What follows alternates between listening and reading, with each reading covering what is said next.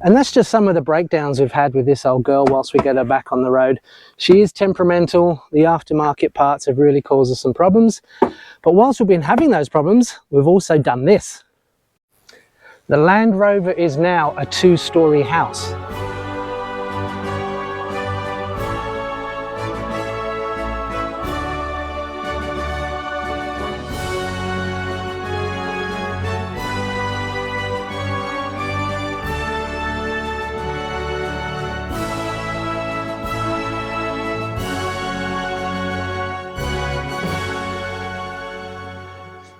And before we take a look around inside just to see what we've built, it actually raises a couple of questions.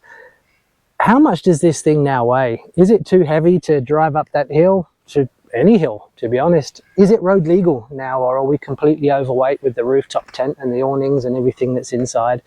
Stick around, we'll take it down to the weighbridge and we'll find out. We'll do a few test drives as well on some hills and we'll see what the old girl can do. So up on the top, we've gone for a Sandhema tent, two-person tent. What I like with this one, or what I wanted with this one, is none of the poles that you have to put up outside, the bendy poles that hold out the awnings. This doesn't have that. Pretty happy with it. It weighs 76 kilos, not too heavy, not too light. And the best thing about this Sandhema is it flattens down pretty small. It's about 11.7 centimeters high when it's flattened. So hopefully it won't slow us down too much. It's also one of the lighter ones on the market as well. We have a 200 watt solar panel on the roof to try and keep the batteries topped up as best as possible. Doesn't weigh too much, only 12 kilos. So yeah, with the tent and that, we're nudging 90 kilos on there. And the roof bars, they're about 5.5, 6 kilos. So we've actually got 100 kilos sitting up here on the roof. And we've also added a side awning. Now that adds another 32 kilos to the side of the vehicle and up on the roof. So now we're over 110, nearly 120 kilos. Add to that, we have an ensuite tent for our toilet and or shower. And that's another 12 kilos strapped to the side. So all up, yeah, we're nudging about 120, 130 kilos sitting on the roof with the tent, the solar, the awning and this side thing. So she's a heavy girl and yeah. We'll see how she handles and we'll see what the maximum weight is. Which leads us to the inside. We have got triple insulation. We've got the foam silver stuff, we've got some black stuff, and we've got these wooden slats on the roof. Yeah, not too heavy. These are only pine, so not too much weight there. So yeah, all up on the top, yeah, there's a bit of weight. There's also these cupboards in here that we've installed, and yeah, that's basically the top. That's the heavy part. So to counteract all that weight on the roof, we have got 50 litres of water actually below the floor line. It's actually in one of these side panels. And in here we've also got the electrical system, we've got the battery, we've got a 300 amp hour lithium in there, so we've actually got quite a bit of weight down. And in here we've actually got a hot water system, quite low down, 10, 12 litres in there. We've also got a grey water tank, quite low down. That's another 30 kilos possibly. So hopefully that will help low down, counteract some of that weight on the roof. We've got a 75 litre fridge, got to keep the Pepsi Max cool, and we've got the electrical system over here that manages all the solar and the charging and the hot water turning on the fridge and everything else. We have got the sink, we've got hot and cold running water on here, 50 litres over there, 30 for wastage. We can fill it all up over here as well, which goes into the tank. We've got a few drawers and things in here for some storage. We've got a bit more storage in here in the electrical cupboard, not too much. And in this cupboard here, we have a toilet. There are obviously rules of what can go in that whilst we're driving, but this toilet comes out and goes into that ensuite tent as well. So nice discreet way of storing a toilet inside the car. And we have a cushion with our logo, as you do. Over here we've got some more storage. This is going to be spare parts, and under here as well we've got the same storage bin still. We're going to stick axle stands and jacks and everything else in here. Spare parts will go in there, is the plan. And in this driver's side, or in the cab, I've put this in. There's no storage inside. I have put some speakers in there. This actually acts as a big speaker, so we can have some music over the sound of the engine. Bit of storage. We've just got the up here the foil insulation with the rubber backing, and then this carpet on there for a bit of insulation as well. One really good feature I've just installed a new fuel gauge, this one here. This actually means when it is on E, it means I have enough fuel. If it goes to the F, it means I'm effed, because I'm empty. The fuel gauge is in complete opposite to the sender units in the fuel tank. So yeah, E is full, F is empty, E is enough, F is I'm effed. So yeah, an interesting feature. So all in all, I'm actually pretty happy with the way all this interior came out. I did have a cushion here to sit, but then obviously you can't sit because the roof's in the way. So the big question is, how much does this old girl now weigh? We've obviously got about 130 kilos on the top. We've got about 150, 160 kilos in the middle with all the cupboards and the fridge. Down low, we've got about 80 kilos for the water and a few in the battery and everything else. And we've also got the two 45-litre tanks on each side for the fuel. So she is a pretty heavy girl, I think. What I'm going to do now is I'm going to pack this up, and we're going to see if she can actually get up that hill over there. If she does, tomorrow morning we'll take her down to the local council tip. It's a bit of a trek from here actually. It's about 50 kilometres each way. So we'll take her down there. I'll find some rubbish to throw away, and we will weigh her on their weighbridge. Good to get a commercial weighbridge to be able to weigh your vehicle. So I think the maximum weight was about 2.7 tons of these.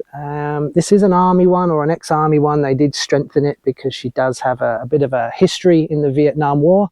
They also put some bigger leaf springs on there and raised her up. So hopefully 2.7 tons is the magic number for her. Okay, she's all packed away. Moment of the truth. Can she drive up this hill?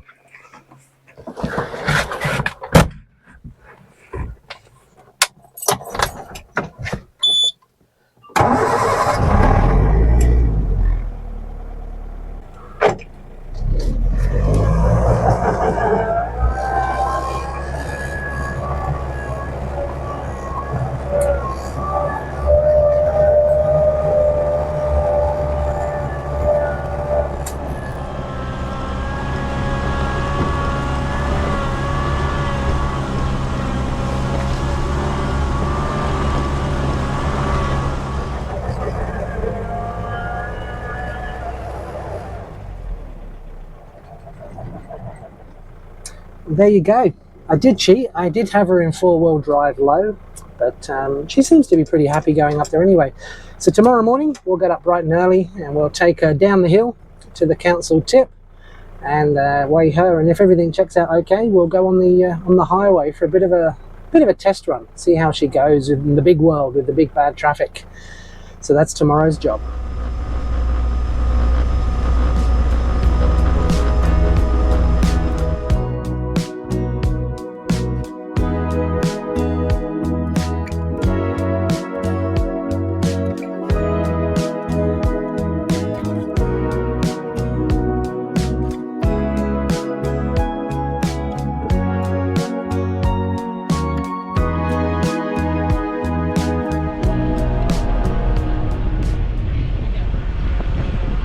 Here's the council weighbridge, and we are 2.32. Oh, now we've gained a bit. 2.34 tons. I didn't honestly know what to expect. Yeah, there we are. We are 2.34 or 2.32, whichever one you want to take. But I'm going to go with 2.34 tons. And now the rubbish has been dropped off, which was an empty McDonald's cup. And because she is working so well, we're going to take her down the Bruce Highway. We're going to see how well she can go on a proper road. Probably the first time in her life she would have gone down this highway. So exciting moment.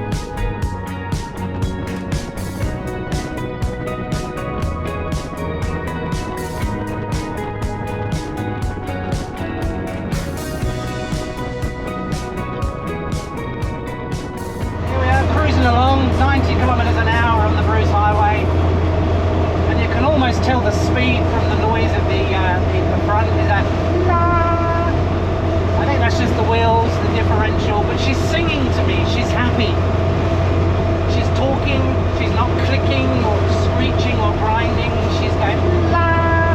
She's singing. She's a happy girl. One thing you'll notice is my speedo is drastically out. The GPS says I'm doing 90. It's almost a cruise control. It just sits on 90.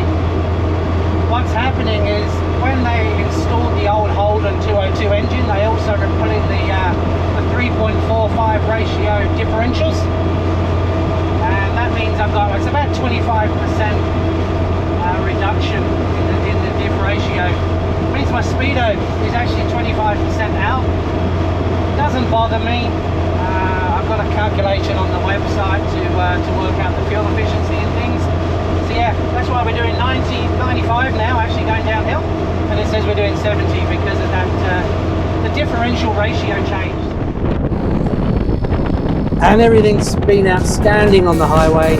It's time to head home. We can't have too much fun. Don't want anything to break, or anyway, time to head home.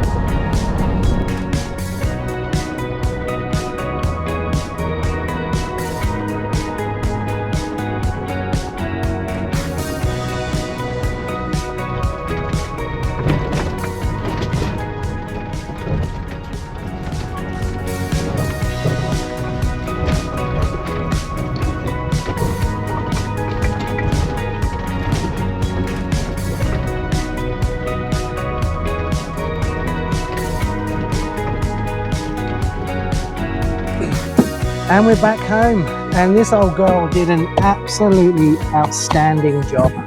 She sat at 90 on the highway. Those 3.54 differentials are really making a huge difference. She was ticking over at 2,500 RPM, and she just could have kept going. On the hills, no problem. A bit slow with all the weight on the roof, and we were 2.34 tons at the weighbridge. So if you think that's a bit high or a bit heavy, let me know. I don't want to overload the old girl and break her in half, but it seems to be okay from what I've looked at. And if you find these videos useful, please do hit subscribe and like. We've got a camping trip coming up now that seems to be working.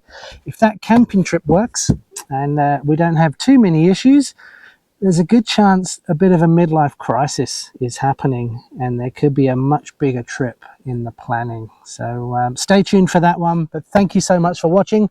Time to get this old girl back to bed.